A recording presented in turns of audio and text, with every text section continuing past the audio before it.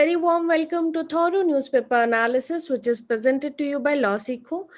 Today, we'll discuss important articles from the newspaper of 10th August 2021. We have two important articles of the day, and both of them are centered around environmental protection. So, the first is titled as A Circular Economy for Plastics. This is from The Hindu, and the second article is titled as North Atlantic Circulation, Why it is declining, what are its implications. This is a beautiful article from the Indian Express.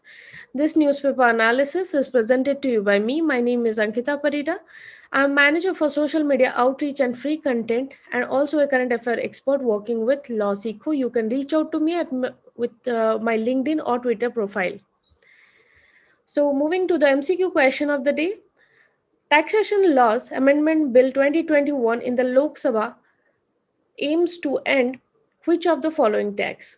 So your options are retrospective tax, prospective tax, direct tax, or none of the above. You can write your answers in the comment section. Moving to the descriptive question of the day. What is India Plastics Pact? Will it lead to significant reduction in greenhouse gas emission? Discuss. You can write your answers in 250 to 300 words. So, moving to the first article of the day, it talks about circular economy for plastics.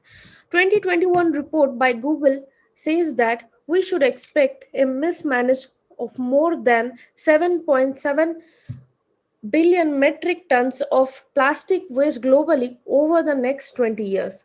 And in 2019 report by the Center for International Environmental Law suggests that by 2050 greenhouse gas emissions from plastic could reach over 56 gigatons, that is 10 to 13% of the remaining carbon budget. However, viewed from the angle of livelihood, post consumer segregation, collection, and disposal of plastic, it makes up around 1.5 to 4 million waste pickers in India, or it, it takes into account the jobs of these waste pickers. Also, it is very disturbing to see that this much amount of plastic which is wasted and it is not recycled is becoming a ruckus in today's environmental situation. So what can be the solution to this? With this, the Confederation of Indian Industry has come up with a solution, and this is for India, the solution must be a multi-pronged, systematic, and large-scale and must be a large-scale initiative to create a visible impact. And for this, they have come up with India Plastics Pact. So let's talk about Plastic Pact. The Plastic Pact's model offers such a solution and is an activity in number of countries such as UK, South Africa, Australia, etc. So it now being brought up by India by the Confederation of Indian Industry and WWF, or the Worldwide Fund for Nature, India. And with this, the Indian Plastic Pact are business-led initiative chain for all formats and products. This pact brings together everyone from across the plastic value chain to implement practical solution. And all pacts unite behind four targets. These are to eliminate unnecessary and problematic plastic packaging, to ensure all plastic packaging is reusable or recyclable, to increase the reuse, collection, and recycling of plastic packaging, and increase recycled content in plastic packaging. So, these are the objectives which are to be tackled using the India's Plastic Pact. So, and also, it is nice to see that the India Plastic Pact is the first in Asia, and it will be launched in September by the CII, or the Confederation of Industries in India annual sustainability summit, and it is expected to boost demand of the recycled content, investment in recycling infrastructure, jobs in waste management sector, and beyond that. So let's talk about little bit about its history. So the first plastic pact was launched in UK in 2018 by WRAP, a global NGO based in UK in partnership with Ellen MacArthur Foundation, and this UK pact helped to channel over 120 million worth of investment in recycling infrastructure, resulting in 30 lakh tons of new recycling capacity. So, therefore, this pact will definitely support the people who are engaged in this kind of industry and take care of also the environmental aspect of it. So, talking about India's plastic pact, it focuses on solutions and innovations in the industry of plastic management. Accountability is ensured through ambitious target and annual data reports. Thirdly, a roadmap will be developed for guidance for action groups and initiatives to be taken for the innovation projects, and it will link globally with other pacts as well. Also, last but not the least, it will encourage to develop and mature the entire plastic production and management ecosystem. So this is a very welcome move and a very good step that has been taken by the Confederation of Industries in India, and it must be welcome to come up with something like this.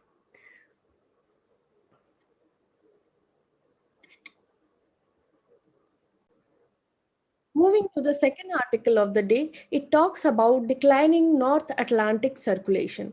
So, why this is in news?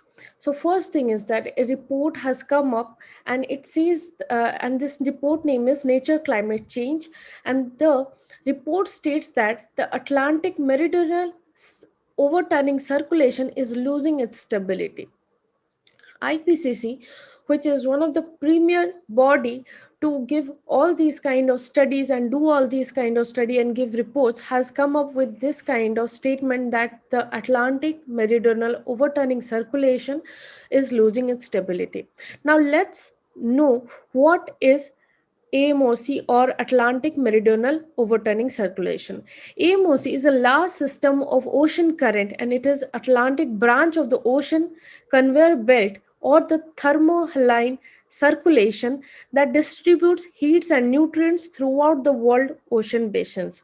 AMOC carries water, surface water from towards the tropic towards the northern hemisphere, where it cools and sinks. So basically, as we know, it is the tendency of any body which is having heat or thermohaline property, like water or air. When it gets heated up, it rises up, and when it gets cold, it sinks down. So the water in the tropical area, in the equatorial area, when they get direct heat sunlight from the sun, they get heated up, so they move towards the upper hemisphere, towards the Arctic, towards the Atlantic, and these current carry with them warm water and also nutrients. And if this water does not go, and this kind of instability is caused, which uh, does not give facilitate carrying these water to the upper atmosphere, then the circulation will be unstabilized, and it will cause a huge loss to biodiversity, and also it will also cause some kind of difference in the climate, in that particular place, because these warm waters are also the carriers of the pressure of that place. For example, if the warm water is going towards Peru, and that is because of this warm current only, we are having the El Nino circulations, and because of this warm water circulation or the oceanic circulation, thermohaline circulation, we are having monsoon kind of phenomenon. So this AOM, AOM, AOMC, or the Atlantic Meridional Overturning Circulation, which is losing its stability, can cause a huge problem in the overall climate of the world when it is facing instability. So let's talk about what happens if the Atlantic Meridional Overturning Circulation collapses.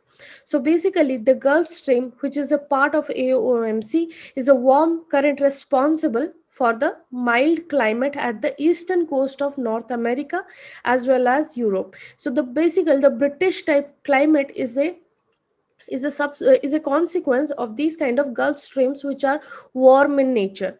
And modeling studies have shown that AMOC shut down would cool the northern hemisphere and decrease rainfall over Europe if they are unstable. And it can also affect the El Nino effect, which is one of the primary reason because of non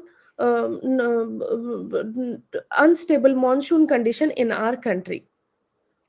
So let's talk about little bit about the background, whether it has before like it has been the situation before where AMOC has been weakened. So AMOC and the thermohaline circulation has been fluctuating, especially in the in the late Paleocene time, in the period of last 1 million years.